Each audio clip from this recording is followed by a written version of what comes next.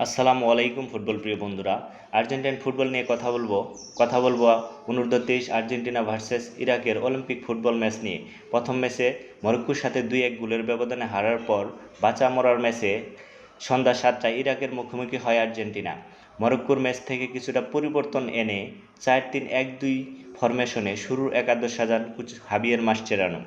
প্রথম ম্যাচের মতোই গোলকিপার হিসেবে জেরোনিমো রুল্লি, ডিফেন্সে সেন্টার ব্যাক হিসেবে নিকোলাস ওটামেন্ডি, ডি সিজার এবং ফুলব্যাক হিসেবে জুলিয়ান সুলার ও জোয়াকিম গার্সিয়া ম্যাচটি স্টার্ট করেন।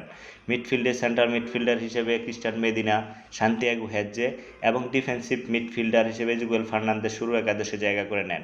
ফরওয়ার্ড হিসেবে থিয়াগো আলমাদা, লুকাস বেলট্রান এবং হুলিয়ান আলভারেজ ম্যাচটি স্টার্ট করেন। শুরু থেকেই আর্জেন্টিনা প্রভাব বিস্তার করে খেলতে শুরু করে এবং কিছুটা আক্রমণাত্মক খেলতে থাকে।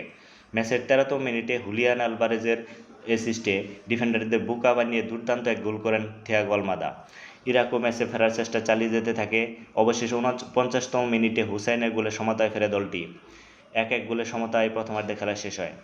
সেকেন্ড হাফে আর্জেন্টিনা আক্রমণের ধারা আরও বাড়িয়ে দেয়। 62তম মিনিটে কেভিন জ্যানোনের অ্যাসিস্টে গোল করেন লুসিয়ানো গুন্দু এবং আর্জেন্টিনা 2-1 গোলে এগিয়ে যায়।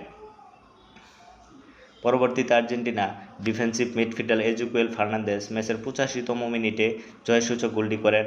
ম্যাচের আর্জেন্টিনা ওভারঅল পারফরমেন্স ভালো ছিল। আর্জেন্টিনা এমন জয়ে পরবর্তী রাউন্ডের স্বপ্ন দেখাই যায়। আপনি কি মনে করেন? কমেন্ট করে অবশ্যই জানাবেন।